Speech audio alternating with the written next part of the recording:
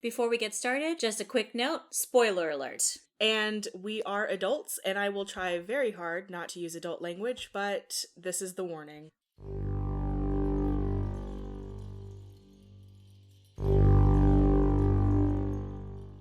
What are you crying about? What? I hear him. Yeah, he is really going off tonight. Okay, I guess we'll start. Hello, and welcome back to Last Library on the Left. My name is Jennifer. And I'm Sedina. We're a horror review and discussion podcast where we talk about horror in books, movies, and other formats, why we seek it out, and why we need it in our lives. And today we are discussing Horrorstör by Grady Hendrix. It was published in 2014 by Quirk Books. I just realized that I left the book at work and I wanted to talk about some of the things in the back of the book, but that's fine. So, quick summary. The IKEA competitor Orsk, the employees of the store find the store in a mess daily. Store manager Basil enlists 2 staff members for an overnight stay to find out what's happening, and it proceeds from there. And this was a fun book. So much fun. I am now a Grady Hendrix super fan because my best friend's exorcism. I want to read Southern Vampires. I cannot wait for How to Sell a Haunted House because I know I'm gonna feel called out, but I'm gonna like it. Yeah, I haven't read my best friend's exorcism yet, but I read Southern Book Club's Guide to Slaying Vampires. That one was so good, and I can't wait to analyze that one. And that one I think happens in the same neighborhood a couple years either before or later than my best friend's exorcism, so those will pair well together. I am also a big Grady Hendrix fan. I knew I was going to enjoy this because my friend Em, she read it in our first year, maybe our second year of grad school.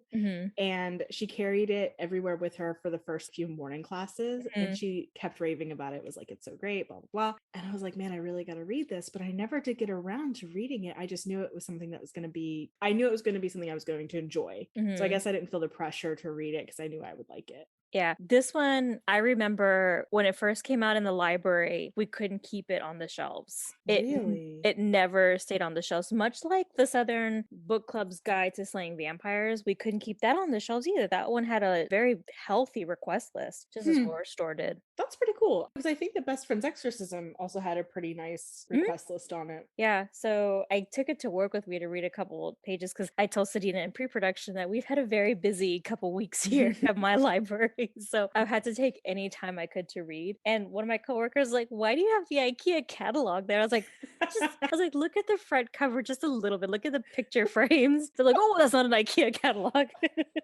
Because people know that I love IKEA. So I think that's the genius about Grady Hendrix's works because the art design and style to this book was phenomenal. Every minute detail. Best Friend's Exorcism, like a VHS tape or a yearbook, depending on which one you get. This artistic aesthetic to the book is everything. So this one, he kind of went above and beyond with this one because like when I have the physical book, I just flip it over and I look for the publication. And this one, I couldn't find it because it wasn't there because it's all set up like a catalog. And so I was like, well, maybe the back cover has it. The back cover does not. In fact, it has a layout of the Panopticon and all the people in there. But the little author page has his little ID badge as if he's an employee. And then it has his employee badge number. And I was like, is that his real phone number? Because it's set up phone number style. And so I Googled it. And it's just a number for someone in Florida. And I was like, oh gosh, what do people call it? And then even at the very bottom of the flap, there's a website for Orsk store. So I was like, oh, let me visit. It is just for the book. I like that attention to detail because it makes it fun for the reader, the audience, whoever, to continue to interact with the universe. I've been listening to behind the scenes stuff from The Office, and they talk about all the detailed background work that NBC did on that show. Yeah. It blows my mind how much work these little behind the scenes things do. And so I love those little things when they do. I actually did not notice his ID badge until I finished the book because I just read cover to cover.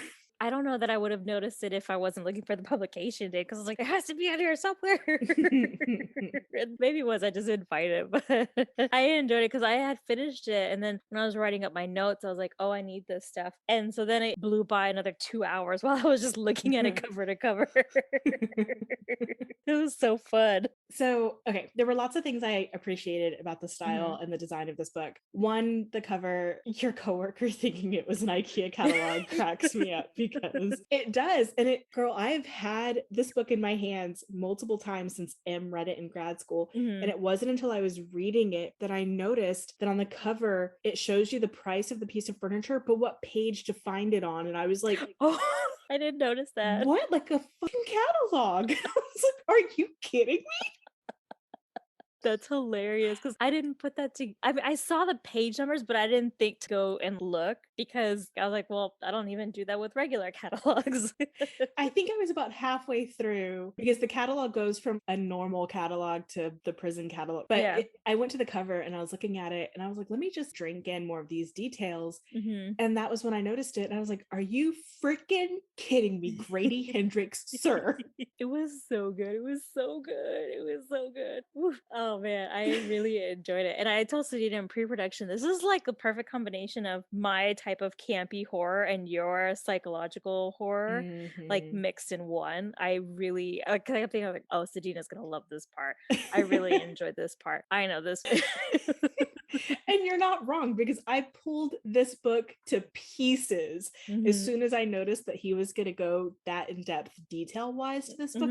Guys, to the point where talking about it with our friend Jerry, we were talking about the catalog aesthetic and I was like, oh my God, I just realized that going through the catalog and going back through my notes and cleaning them up, that the color descriptions of the furniture go from like bright and, gaudy to dark and boring to prison colors. And I was like, bro, you really did it. Like you were so on it. It's so funny because he really was. And having read the Southern Guide as well, he really takes a task and like runs with it because that book, one of my all-time favorite books. So this I was like, oh yeah, easy peasy. I know I'm gonna enjoy it. And the amount of detail that he spent on this one was insane.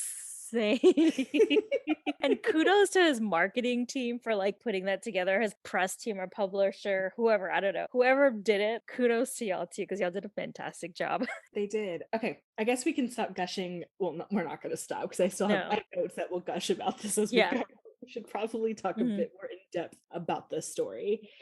I want to say, as someone who worked in retail as soon as I graduated, I worked at a bookstore. I worked at Borders. And while I love my Borders family, I am still very close with all of those people. The baby's birthday that I went to on Saturday, that was for a couple that I worked with at Borders. And most of the people there, actually, now that I think about it, were Borders employees or chocolate bar employees.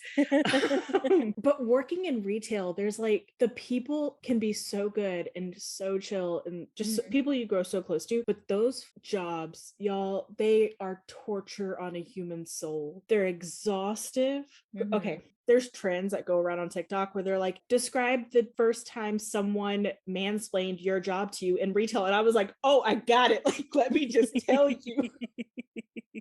Because it's the frequency and the audacity with which people explained your job to I hated it. Yeah. I can count on one hand the pleasant customers who stick out in my head after 4 years, and I can infinitely go on about the people I would love to push down the stairwell.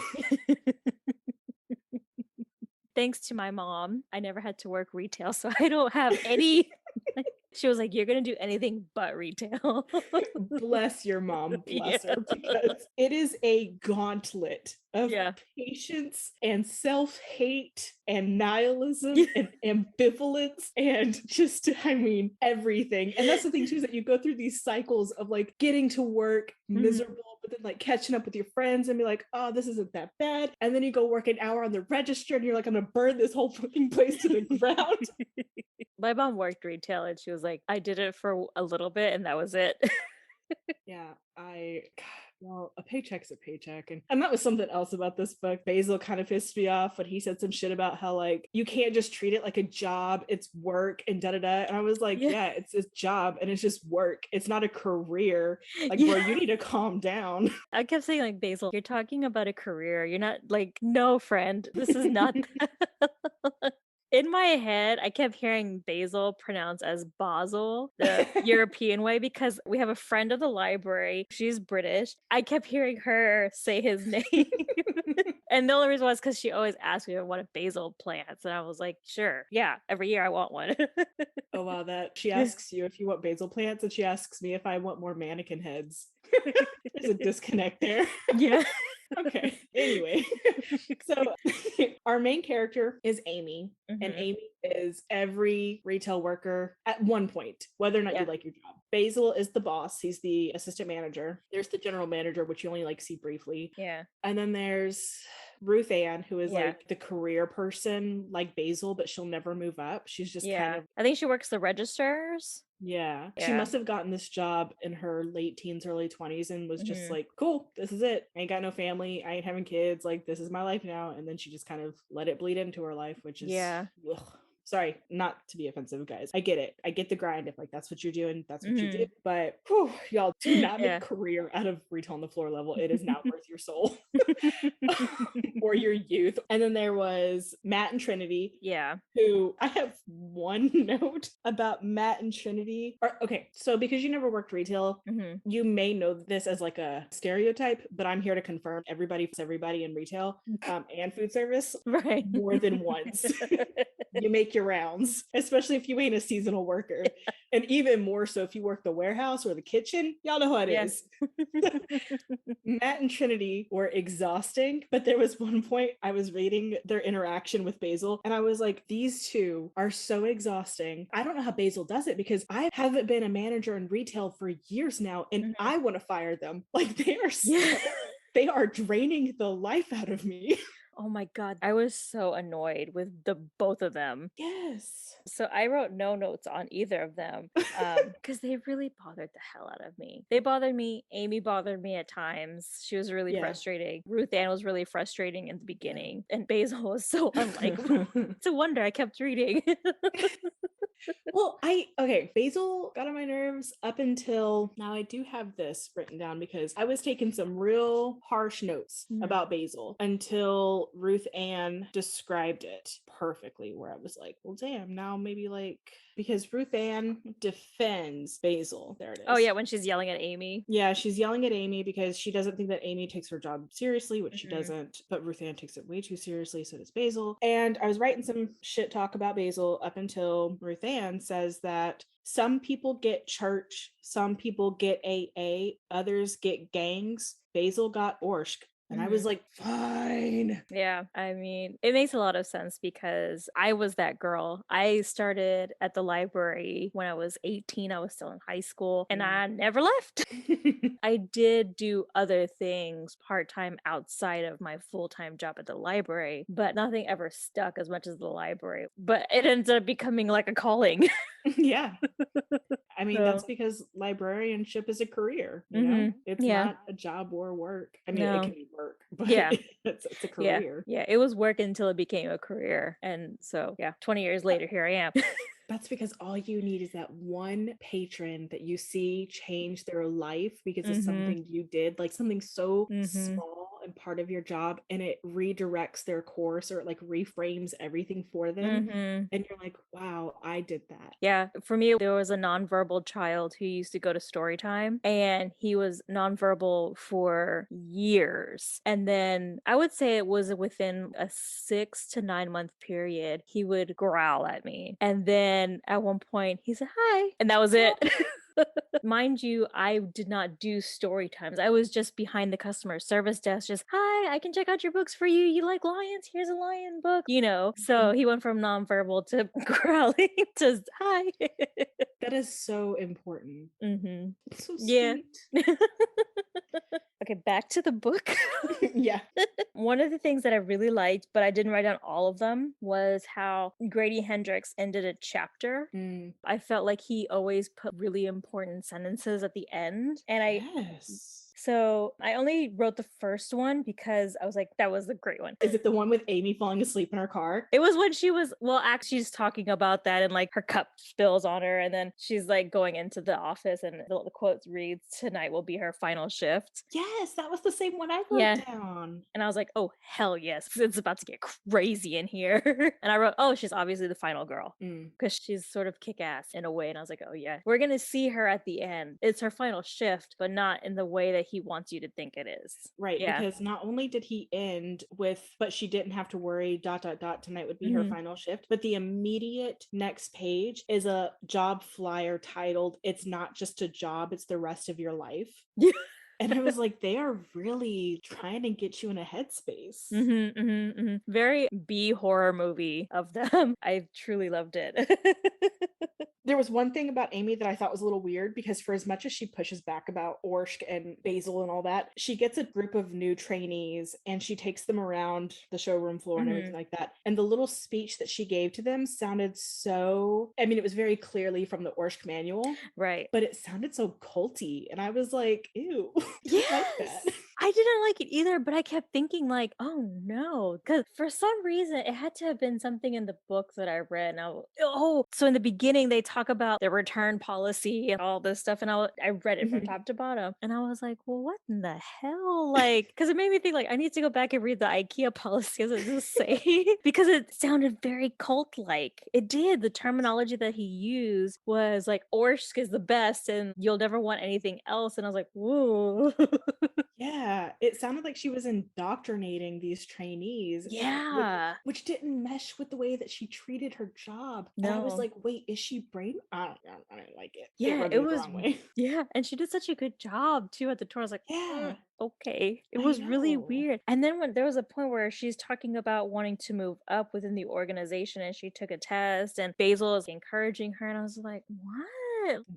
It seemed like she's a day away from losing her job, that she's not great at it. So I didn't understand. Although, I gotta say, retail's kind of like that. Depending on where you are and who your manager is, you can mess up to a wide margin. It has to be something like what eventually pushes them into going on this overnight was that they had gone past the 11% allowance of breakages on the floor. And so the company was like, you've blown past your 11% breakages, that's allowed. So we're coming to investigate. And so Basil was like, well, if they investigate, then my job could be at risk and whatever. So he's got Amy and Ruthann staying overnight with him, and then Matt and Trinity, or the dumbasses who, whatever. But that's the thing, is that within a certain margin, although I will say 11% is a very large margin. Yeah. And then when I read that, that was actually the first time I felt actual horror in the book. I was like, what? Their breakage allowance is 11% and they went over? Right. Because, like, listen, I've never worked in retail, so I don't know what a typical percentage is, but I just kept thinking, like, if they make millions of dollars, what does that say about how much their allowance is for that kind of stuff? Yeah. That's kind of weird. That was the second red flag. The first red flag was in their return policy. It says something about they aren't responsible for your items or whatever if you don't use their company to put things together. I was like, well, that's a red flag. But maybe that's because I think this was published after, no, maybe the shelf thing with the IKEA furniture happened after. I don't remember. But I was like, maybe it has to do something with the shelves that you had to mount on the wall and there was a recall and blah, blah, blah, blah, blah. But yeah, I mean, acting up and stuff like that within a certain margins, like Amy, especially in retail and in a large box retail type scenario, because Amy had put in for a transfer. She wanted to go back to her old branch. Yeah. And someone who is just floating through their job, not really ambitious, because it's just retail, y'all. Yeah. But she would have been they would have easily been like, whatever, she's not an investment. She is also not a liability, which is really what they want from most of their employees, honestly. So the culty trainee thing felt so out of place. And she really only wanted to get that promotion because she wanted to eventually make it to corporate, not because she cared like Basil did, but she just kept saying that she just wanted a job to sit down. That Amy, she was something. Yeah, she was typical, but also a little complicated. They really built up the final girl in her because she's got all this backstory, and I was like, oh my gosh, okay, we get it, but you've overcome a lot. Like, we know you're gonna make it to the end. Okay, get on with the story. real quick, I just want to go through the list of furniture. Yes. So each chapter has got a different piece of Orsk furniture, at least Orsk in the first half, but there's also various pieces of furniture mentioned throughout the entire story. And when I saw the attention to detail that Grady Hendrix had to his story, I was like, all right, I'm going to look at every piece of furniture. So one of the first pieces of furniture was titled Lagnia, and it is a suffix that you put at the end of words to mean an unusual, obsessive sexual attraction to the thing it's suffixed to. Okay. The Magog bunk beds is a Magog is in the Bible and it's connected to the end times war. Also, because I'm a big nerd, Magog is from the Bat Monk. He was a Magog. Oh my god. Like it's right. I could see Andromeda. Him. Yes, Andromeda. Thank you. Oh my gosh. Because I was gonna be thinking about it for the rest of the night. Yes, because girl, the Magog, they were like legit terrifying. The Magog home planet. I was like, oh no. And then poor Harper gets infected with the eggs. Ugh, anyway, whatever. It's so gross. So I was thinking Magog, but apparently it's also in the Bible for end times war. But another really, so there's, just gonna warn you, there's a lot of sexually, there's a lot of sex. Yeah. With some of the words. There was a piece of furniture called a renifleur, but if you add an E to it and make it French, like renifleur, it's someone who's sexually aroused by smell. Okay. I'm sorry, that was inappropriate. Oh, it gets worse. Well, y'all prepare for me to giggle a lot more than I normally do. This one's my favorite because it's something I feel like I've read or said out loud. It's blarg, which is just a combination of blah and arg. It's to denote boredom and frustration. All that reminds me is the end credits of Buffy, the erg. Also, notably, blarg was the first piece of furniture that it only came in beige, and I was like, of course it did. Right. This one you mentioned in pre-production. It was the dritztek. It means schmuck or shitbag or jerk, as the one you said. Yeah. Well, that's because bastard was the first one that I saw, and I was like, that's kind of inappropriate to say. I just didn't want to write the word down. Interesting, because the first word it gave me was schmuck. Google algorithm know I'm Jewish? That might be a little problematic, Google. That is so, I'm offended for you. Yeah, I'm a little, okay. Google, I see. The next one is an arshal, which apparently it means to recoil or draw back when in fear, like to draw back, recoil from something. Also notably, this was the first piece of furniture to start kicking off the actual haunting stuff in the chapters. Then there was the Leary Pip, but if you put an E in Leary Pip, it becomes the tail to the long hoods from the Renaissance that like monks and stuff wore. Oh, that's interesting. Yeah. This one was so gross because when I first read it, I was like, wait, that can't be what that is. But I looked it up and I was like, it is what it is. Smegma, which I was like, that sounds a lot like smegma, which smegma is the oily substance that can start to smell that builds up in men's, what's the piece that you cut off their penis? What's it called? I don't know. Oh, foreskin, yeah. I was like, so, like circumcision? Yeah. You say it all I think is circumcision. I don't So if they don't have a circumcision, then this oily stuff builds up under the foreskin around the head, and it's called smegma. And it's what gives their dick a bad smell. I want to throw up. I'm sorry. Well, that was the thing is that I saw it and I was like, that can't be what that is. But it was the only reference I could find, and I was like, that must be what that is. Which I mean, kind of makes sense because some of the hauntings had really foul smells. Yeah. So I mean, I guess a sculpin is a type of fish. A pronk, this one was weird, was a defensive posture that retreating antelope make when they're running away. Oh, yeah, that's interesting. We're getting into the recoil, like fear type stuff. A finimbrun is a knick-knack or a trinket. I'm gonna mispronounce this because it's in Celtic, Irish, or something. It's called Tog, Ualtagh. It's from the Isle of Man, and it's a so after New Year's, after celebrating New Year's in your house, a Kaltag is the first person you meet on New Year's outside of your house. Yeah. Oh, I was like, okay. Yeah. Now that I think about it, I wonder if that was before they met Carl. Oh, see, and I was thinking, I wonder if it's a reference to the graffiti on the wall that said the number of years. I don't know. Maybe. This one I'm not going to pronounce well either because I keep calling it Wyclept in my head, but I think it's Yclept. It just literally means something goes by the name of. So it's like instead of AKA so and so, AKA their stage name. Instead of saying AKA, you would say so and so Yclept their stage name. Oh, okay. A grad grind. It was a villain from a Dickens novel who was concerned only with profit, which I thought was interesting. A Potemkin or Potmankin was a Russian military leader. Kering is an old woman or a hag, which you mentioned. Yeah. Wanweird is Scottish for misfortune. Oh, okay. Here's more sex. Apparently, and this is an obsolete slang term that used to be pretty common, drozzle was slut. Oh my god. Toss or tossy is a Scottish tool for corporal punishment in schools. Yeah, we're getting like really, we're getting into it, yeah. This one, sploog, but I think it was supposed to be like splooge is ejaculate. So like speg. Anyway, Scopperloit is rough or rude play. Hugga is actually derived from the Norwegian word to console, and it's how English got the word hug. This one is a Scandinavian word. It's kummerspek, which literally translates into grief bacon. Which is the weight you put on after eating your emotions. Oh, I have a lot of that. Right? I was like, I may be bringing that one back. Yeah.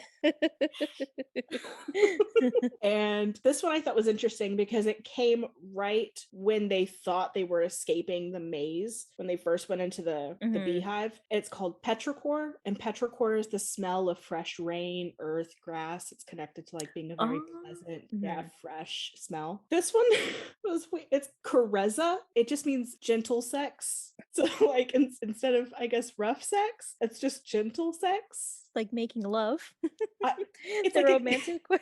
No, that's slow. It's not romantic. Yeah, like slow, gentle. I know that there are some people who like to have early morning sex when you first wake up, and it's like sleepy sex, which is great and fun. But I think that that's what this is like just gentle, sleepy sex. Okay.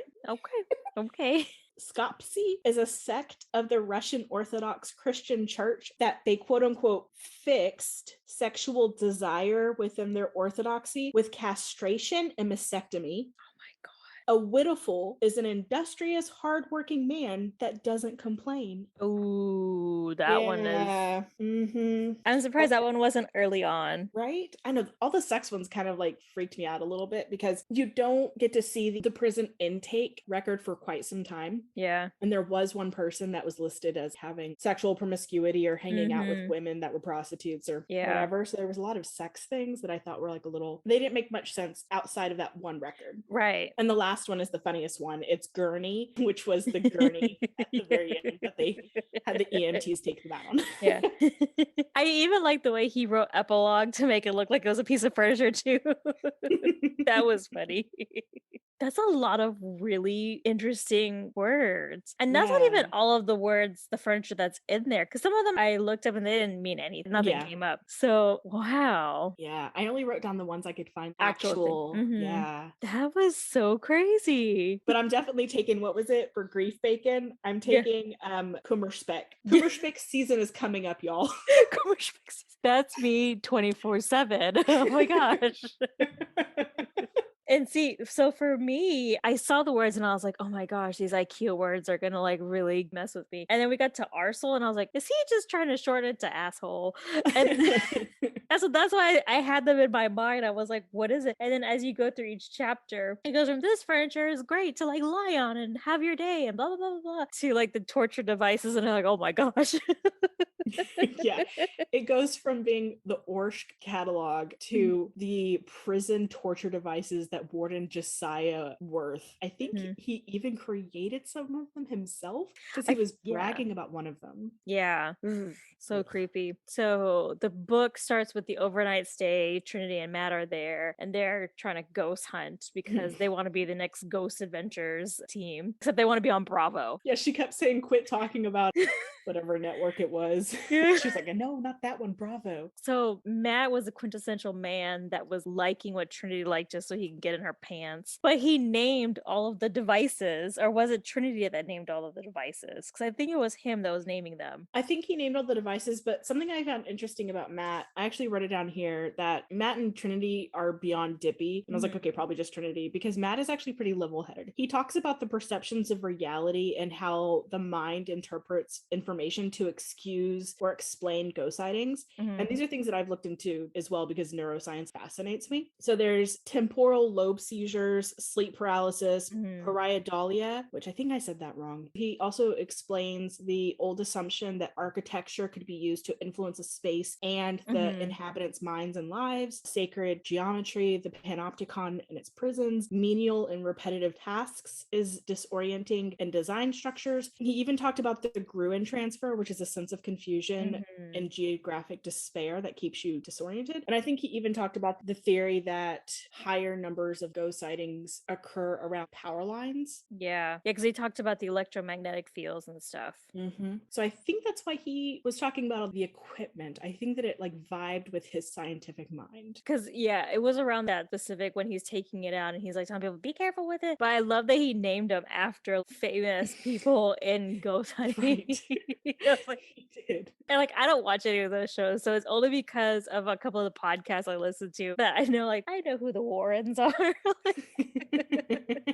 I was just like, oh wait, my spidey sense is tingling. That was really funny. But I loved his explanation on electricity and how it is commonly used in ghost hunting and, his background on it. That was really, really fascinating. His pragmatic approach to ghosts. And even then, when things were getting really, unexplainable, he truly was trying to find the scientific explanation for it, which I personally appreciated, especially when I go through really severe bouts of insomnia like I'm currently having. I like to remind myself of the neuroscience behind why my brain does the things it does, or why I think I see the things that, so I gave up on trying to catch up on sleep or try to going to bed at a decent time, because last night at 12:30 at night, when my brain was like up and ready to go, I remembered that researchers think that the concept of morning people and night owls is a real genetic holdover from when we were hunter-gatherers and nomads, and that we had to sleep in shifts in order to protect the clan, the tribe. And I was like, okay, so I know I'm a night person, I know I'm a night owl, and that's probably a genetic holdover.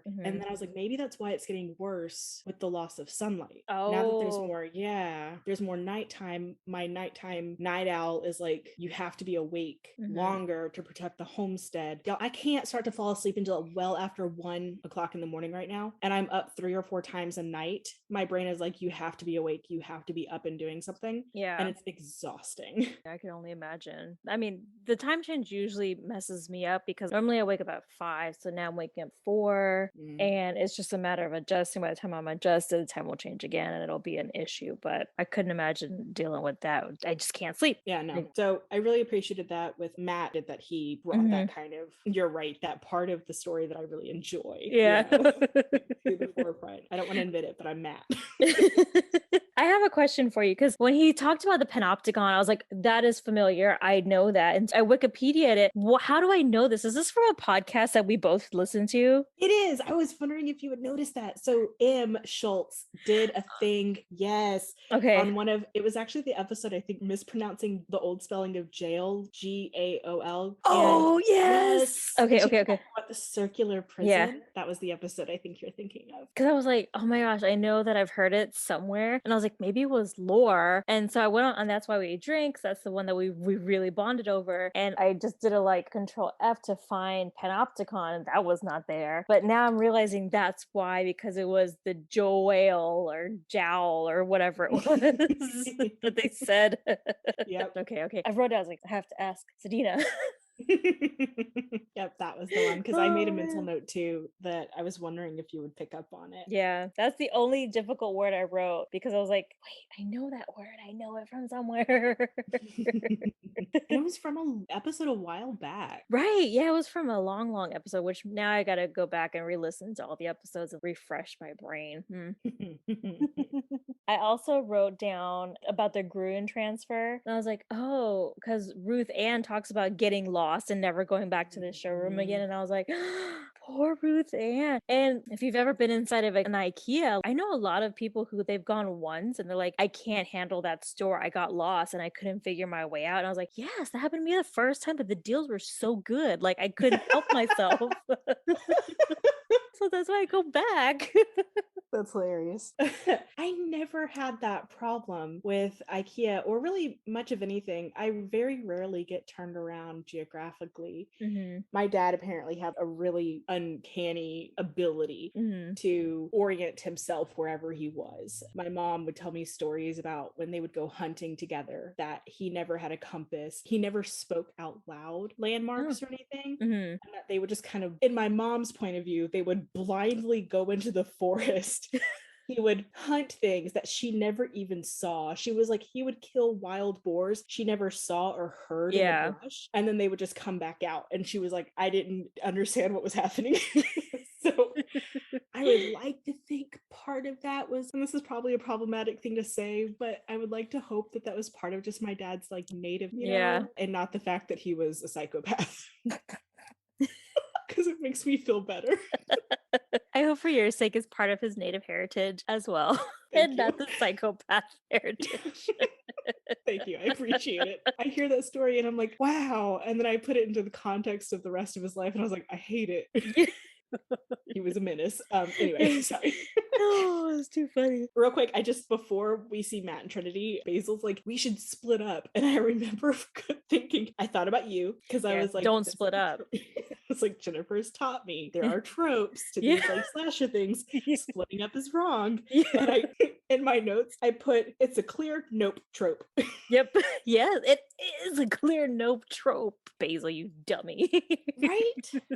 Oh, when Matt starts describing the Panopticon, because Matt and Amy are isolated from everybody else, like everybody kind of gets isolated in pairs in turn, but Matt and Amy are isolated and they're trying to find their way back to the showroom, somewhere in the showroom. And every time they go to find their way back to the showroom, they get turned around. And Matt was like, I don't understand what's happening. And then Amy notices that through the viewfinder of the camera he was holding, they were seeing the actual reality of the store, but what they were visualizing was what the store wanted them to see. And that kind of freaked me out the most. Man, I'm glad you said something because it freaked me out so much. I was like, oh my God. And okay, I had to read it a couple times to understand what was going on because I was like, wait a minute, what?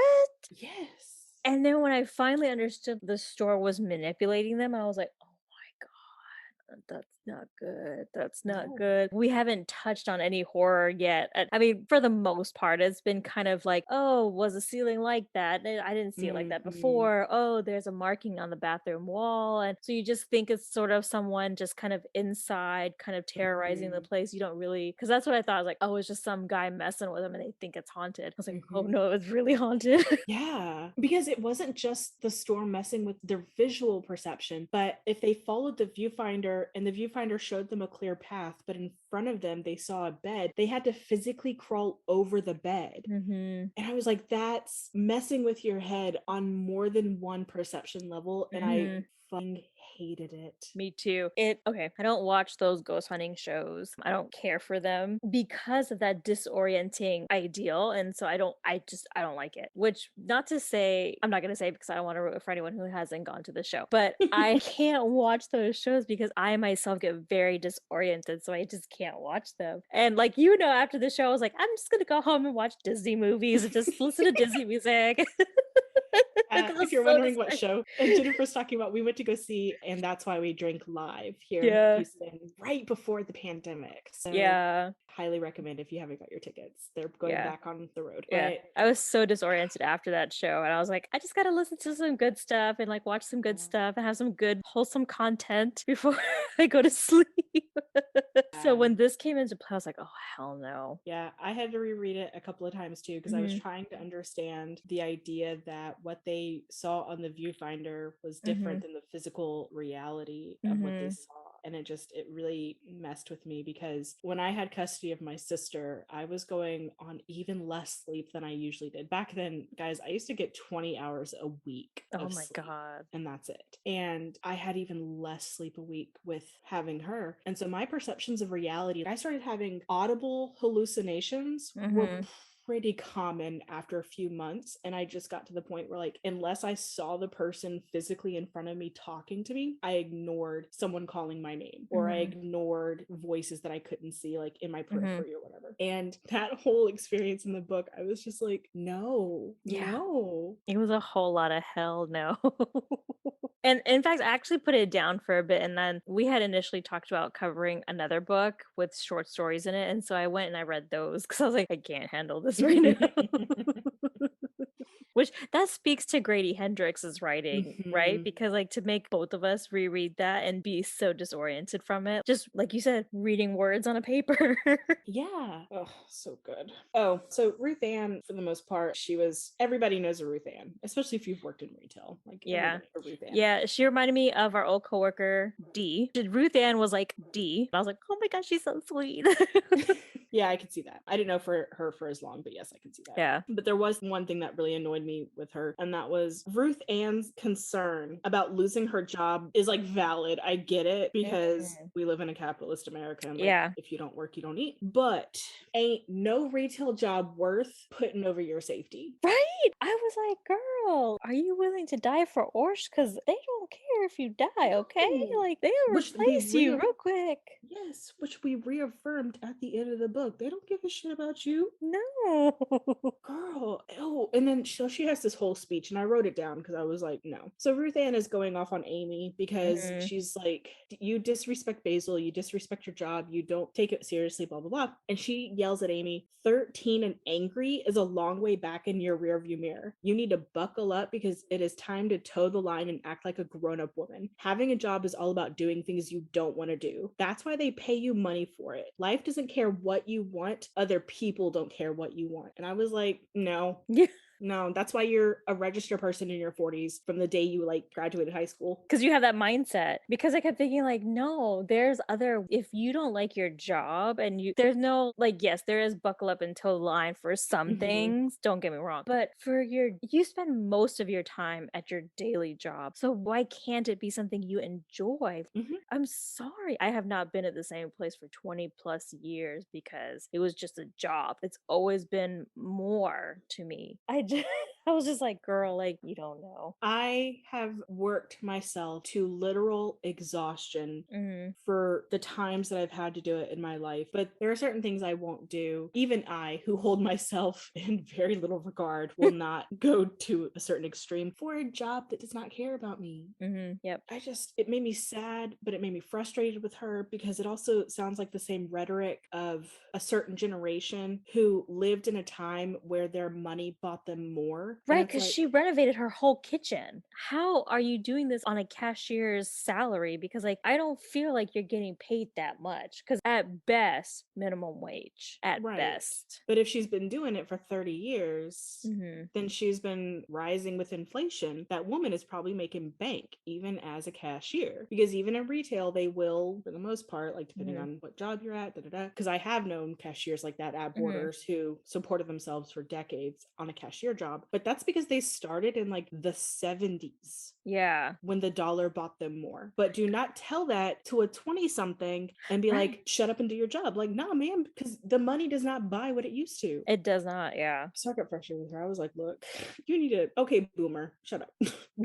You know? Yeah, and I think they made her really likable in the beginning because they wanted you to sort of forget. I feel like Grady made her, I'm on a first name basis with him. Grady Hendrix made her so likable in the beginning because he wanted you to align yourself with what she had to say. I really honestly feel like his writing wanted to push us to certain thoughts throughout the whole book. And I was like, this part, we're supposed to align up with Ruth Ann. And I was like, Ruth Ann, nah, girl.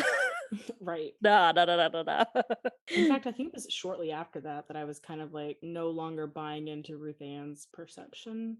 Shortly after that, I was like, oh, she's dead. Oh. I was like, yeah, she's gonna die.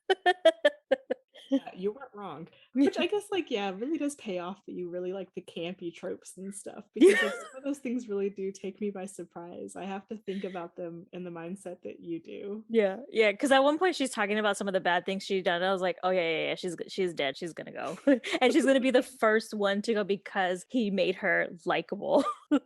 Let's talk about the unlikable, because Trinity was unlikable to the very end. I mean, Yeah. the girl, no. Even in the one instance that I thought she was kind of cool and redeemable, wasn't even her. It was when like the ectoplasm was coming out of her during the seance they held, which by the way, Matt needs to shut them up, because Matt was like about the seance, it's just for pretend, like a Ouija board. And I was like, bro. Let's not pretend, friend. This is why your girl got ectoplasm coming out of her mouth. Oh, and then the warden inhabited Carl, who was like this poor homeless girl. My heart broke for Carl. I know. I was like, poor Carl. He just came in and it was like, okay.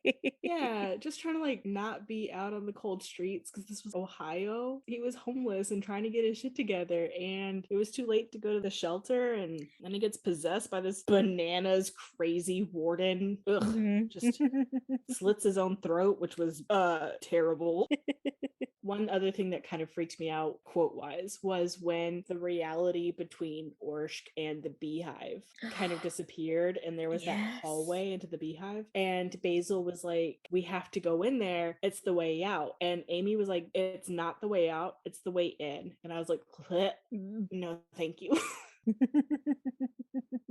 So gross. Oh my gosh. I had written down, and I have to find it because I typed it up, and this is going to go back to the seance and all of them being together. I had written down, much like Cabin in the Woods, the different types that these characters were. So Amy is obviously our final girl. I put Matt down as the scholar because he is very scholarly. I put Basil down as the fool because I just couldn't take him seriously. And then I put down Trinity as the whore, as I like to call her, the promiscuous one. And then Ruth Ann, I put her down as, this one is one that is in other horror movies, the older person that no one really believes. I put her down as that just because I was like, she played her part, and then Carl was the token person. And usually the token person is there for diversity, but I just put him there as a token because it was like someone needed to get the ball rolling, and I feel like Carl was that person. Yeah, he was expendable. Yeah. Which was unfortunate. Because I liked him. Which usually you do like the token person in there. I guess with Carl, you had to create a quick empathy with him. Because he died almost immediately. Yeah. Sorry, I keep thinking about hearing with such an overactive imagination, because after Warden Josiah Worth slit Carl's throat, he still talked through this gaping wound, and Amy would describe the voice coming through as just the wind that passed through the exposed ripped air pipes, and I was like, no, I'm good. Like, we didn't need that description. Right. The body horror, we didn't need it. Right. She explains it that way a couple of times, and I was like, wow, that body gore is real. Yeah. Oh goodness. This is where I start to see that Amy is becoming the true final girl, because I think at first she was kind of on the fence because she really didn't have the confidence in herself. Yeah. They're captured by the spirits of the penitents, the people who had been imprisoned, and she's strapped to this chair, and she kind of slowly goes insane very quickly because the story is getting in her head. And she starts cycling through this lack of worth, and it'd be better to die, and well, Basil comes back and he frees her, and he wants to go save everybody else, and they get separated again. And she winds up coming across Trinity. She found Trinity, and she's on the phone with him, and she's like, I've got Trinity. And he's like, no, I see Trinity. And she's like, I've got Trinity. Yeah. And he's like, but I just saw her run by, and she's like, that's not possible. And and then Trinity, she lets go of Trinity, and Trinity runs off, and I was like, bye. Yeah. And before all of this, Amy had called the police because they found Carl there. And she called the police, and the dispatcher keeps calling her back and is like, they can't find the store. Did you give me the right address? It doesn't exist. She's like, it's literally the only thing on the feeder. There's nothing around here. You can't miss it. It's a big box store. He's like, it doesn't exist, blah, blah, blah. So, like, the whole time reality warp is messing with them. And she gets out of the store. Yep. And I was like, good, get out of the store, flag down the police. If the feeder is really right there, if the freeway's right there, just get up on that freeway and like wave down whoever you can. Yeah. But she went back. And that was the moment where I was like, I would not go back. Yeah. I'd be like, y'all are all on your own. I'll call 911 from the safety of my house. Right. Like, I'm not going to leave you. I'm going to send people back. Yeah. But it may be for your bodies. Yeah. It's going to be a search and rescue, but that's a personal problem, no longer mine. Yeah. They're the professionals, they can handle it. Right. I'm clearly not trained.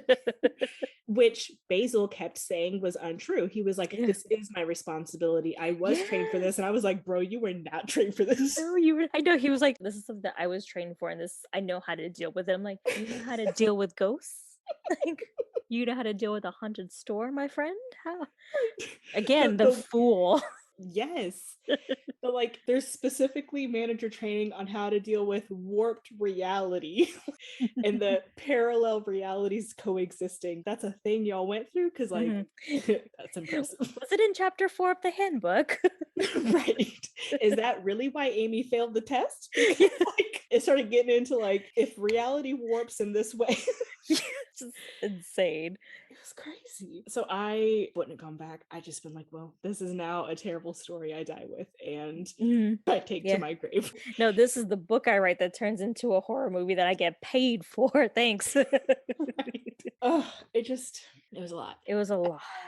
But then I think there was one other body horror instance that got me, and it was when Warden Josiah Worth, you're reading like the intake records and the ways with which he tortured or quote unquote cured the inmates. I said if he hadn't been a warden, he would have been a serial killer because he had that mentality. Yeah. He was effectively a hired serial killer. Yep. There was a person who had 4 years for inebriation and sleeping with prostitutes, but only 3 years was given to someone for violent behavior. And I was like, okay, misogyny. Yeah.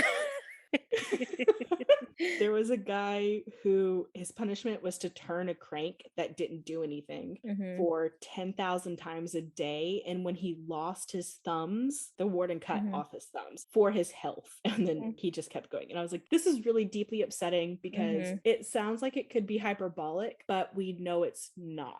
Exactly. I've listened to enough of Christine Schieffer's stories to know that this is not hyperbolic. No, it's not. No. Yeah. It's really upsetting. It was so upsetting because it has been true somewhere in history. The other thing about Basil was that I didn't like Basil for a lot of it until Ruth Ann was like, some people get church and some people get horse. But Basil had to go through too much, I think, before he finally gave up the ghost on Orsk's manual and was like, the responsibility of his title didn't matter as much as his safety. And I feel like he went through more than he should have to come to that realization. I think so too. I felt like his loyalty to Orsk was more than they deserved. Yes. It kind of felt like what warranted this loyalty because they made you assistant manager. Right. Except that at the end of the book, we find out that Orsk is willing to pay you off handsomely because after everything and only Amy and Basil get out, Orsk offers them both these amazing corporate jobs and pensions and benefits and whatever, like just, gold, platinum level type rewards. And Amy said, fuck off. And Basil said he would, which, y'all, I'm not gonna lie, this was another point where I was like, I deviate from the final girl because I've been like, you know what? Yes, I have earned a corporate cushy job. Take me out of these branches and put me and keep me safe. Yeah. But Sedina, there has to be a sequel. Well, that's the thing. Like, so Amy says no, and she gets and she shouldn't have said no because she gets a settlement of just over $8,000. And I was like, that couldn't have been worth it. No. Choosing your moral compass for $8,000 could not have been worth what you went through. Yeah. And then the ending, y'all, the ending. Once again, I deviate. I would not have gone back. She went back. So basically what happened is Orsk, I think, burned to the ground. I think that's what it was. Well, the flood damage. Flood damage, there you go. And so a new store was put up in its place called Planet Baby. Which and so me too. But I was like, is it trying to go like Babies R Us? I don't know. Oh, yeah. I wasn't sure. And so, anyways, Planet Baby opens up and it's all about babies and stuff. And Amy gets a job there because she's like, I'm gonna find Trinity and Matt. And then she finds out that Basil's there too. And he has already been back in the beehive multiple times and has been marking off areas that he didn't find them. Yeah. And I was like, no. I would have called in somebody who's an expert in this. Like, you're gonna have to find them.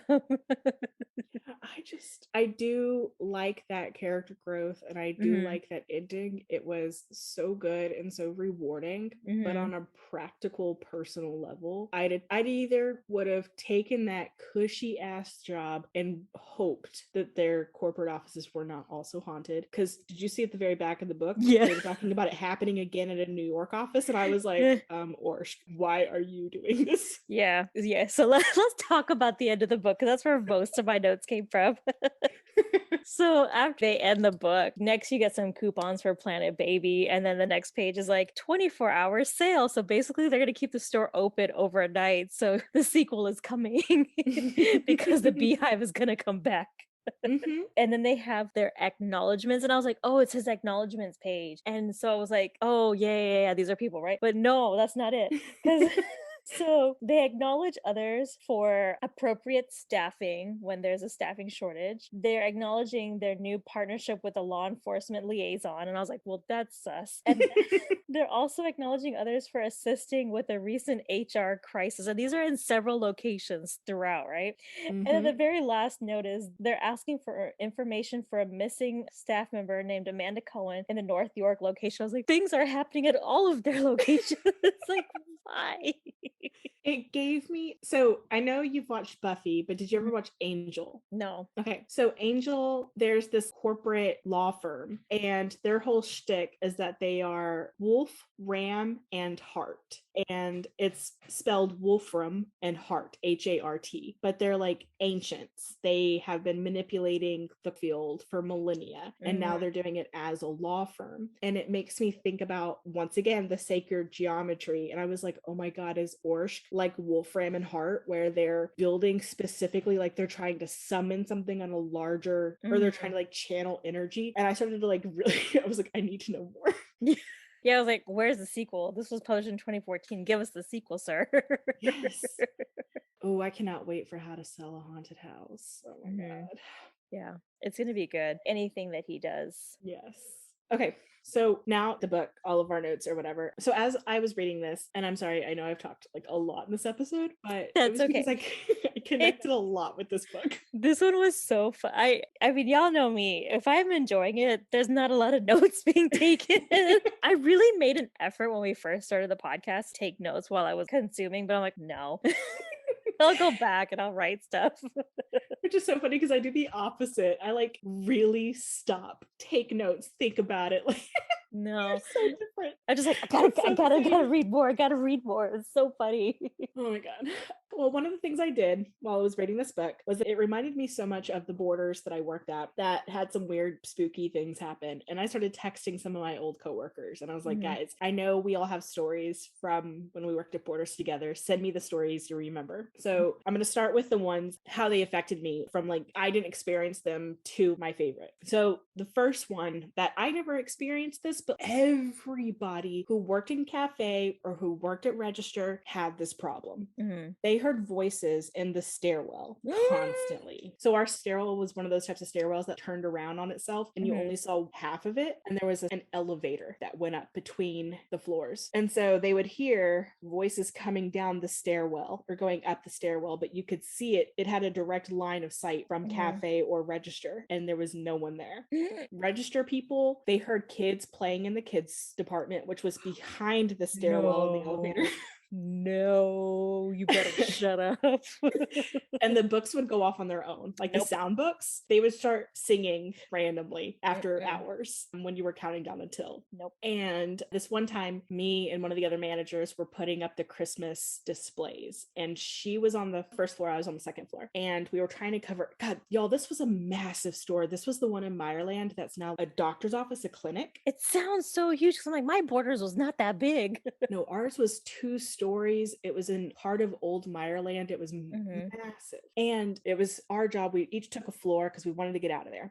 So I was on the second floor. She was on the first floor. At some point, she pages me over the intercom and she was like, Selena, come down to the first floor. So I went down to the first floor and she was like, hey, have you been upstairs the whole time? And I was like, yeah, why? And she's like, something keeps setting off the Christmas decorations that I put off at the front door. And I was like, what do you mean? And she's like, they're motion activated. So when you walk by them, this fairy, this huge, like 3-foot tall fairy cardboard cutout would like half spin and then play a song. And she said anytime she was away from it, like in the other departments in either magazines or cafe or children's or whatever, it would go off. And she was like, and you're not going in and out of the building. And I was like, no, I've been upstairs the whole time. Yeah. I was like, huh, okay. So we called the next day and we asked permission, and corporate let us turn off the motion sensor because it kept going off. It actually set off the building's security alarm that night after we were done. Oh my God.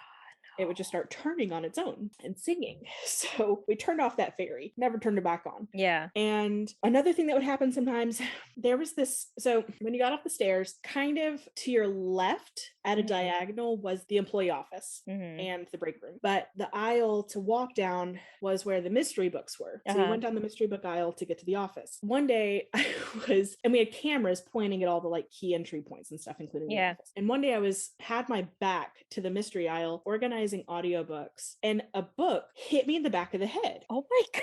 And I turned around. At this point, I'd worked there long enough. I thought someone was fucking with me. Like, the guys I worked with, my sister was working there then. And I like went around the corner, around the aisle, and I was like, who? What? And it was one from like the back of the shelf that had been faced out on a display on the top shelf. And I was like, huh, maybe it just wasn't like, but those bookshelves, they were angled, in an A-frame. Yeah. So it shouldn't have, but I was trying to convince myself that like somebody had put up the display wrong. Yeah, Matt. And I was like, okay. So I like put it back up and I'm going down a little further down the audiobooks and another book hit me. Oh my God. I was like, no, I'm good. Audiobooks don't need to be organized right now. Right. No, they don't. They definitely don't. So I stopped. And this is my favorite story. I call it ghost panties.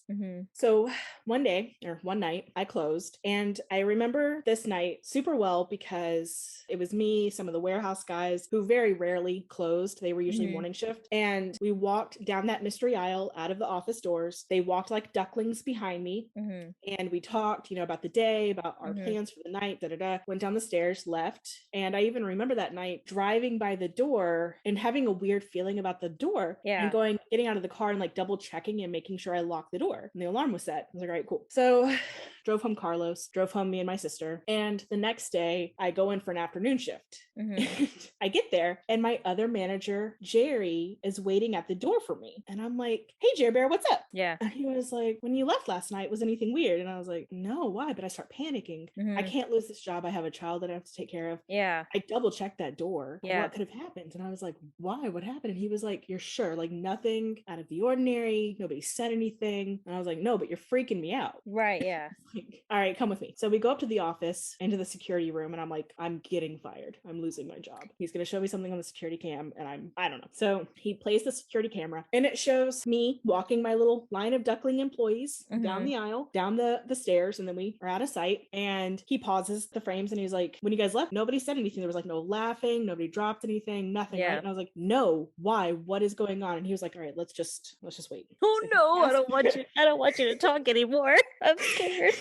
He fast forwards throughout the entire night. Yeah. And the camera's watching the entire night. Nothing happens. But then morning comes and you see Jerry sashaying his way up the stairs, coming down the same aisle, and then stopping just right before he gets off frame. And he's staring at something off frame. And he looks around and he looks over the shelves. He calls out for something and he looks down again. And he picks something up off the floor and walks out of frame. And I was like, I don't understand what happened. Did something fall? Like what happened? Because you can't see it on frame. And he was like, okay, are these yours? And he pulls out this pair of black silk lacy panties. Oh my God. And I was like, no, they are not mine. Where did they come from? And he goes, I thought they came from y'all. And I was like, no, I closed with a bunch of boys last night. If there had been black lace silk panties on the floor, I'd have heard about it. Yeah, exactly. Yes. And I was like, what do you mean they were on the floor? He was like, they were placed perfectly flat, exposed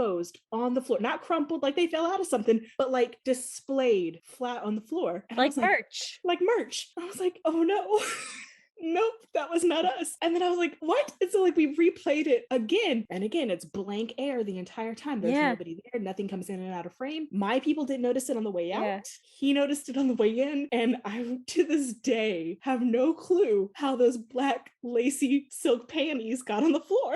Oh my God. Because listen, the fact that you close with so many guys, I feel like one of them would have caught it. Even if none of them caught it, I feel like you would have caught it because you have the eye for that kind of stuff. And I was the closing manager, and not to be like Basil, but like they are your responsibility until you close that store. I don't like that. No, thank you. And I'm so glad I never went to that Borders. To be in the aisle that was throwing books at me, I was like, how does this aisle go from throwing books at me to like laying down panties? Like, where did these come from? Oh my God. The store was locked up. The alarm was on. The back warehouse was never tampered with. It just, black lacy ghost panties at the Borders in Meyerland in the mid 2005 to 8, somewhere around there. That's so scary. That's a hard no. I would have quit. It was very strange.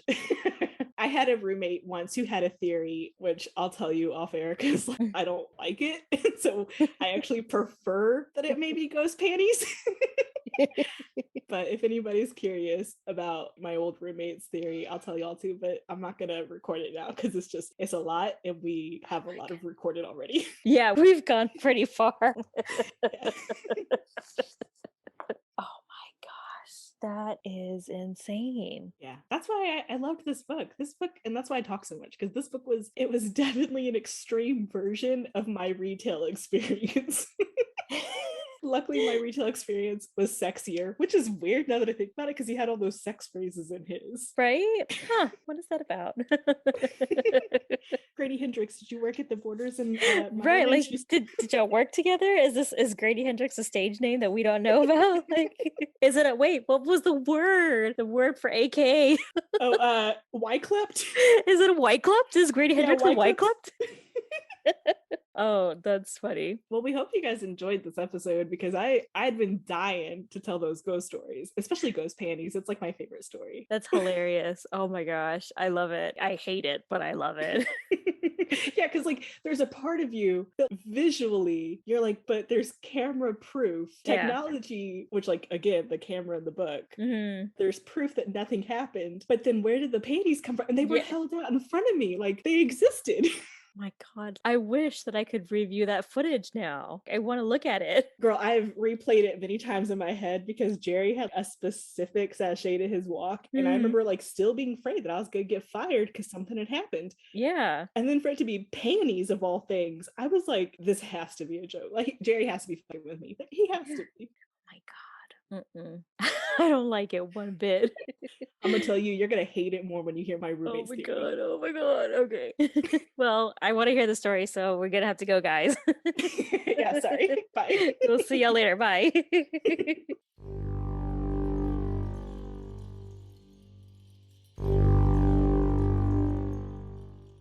If you liked listening to us ramble on about horror, subscribe to our podcast and tell your friends. And if you would like to follow us on social media, you can find us on Instagram or Facebook at LLOTL Podcast. Check out our website by going to lastlibraryontheleft.com. Be sure to visit our About Us page to discover our 2 truths and a lie. Or, if you'd like to send us an email, you can reach us at somethingwicked@lastlibraryontheleft.com.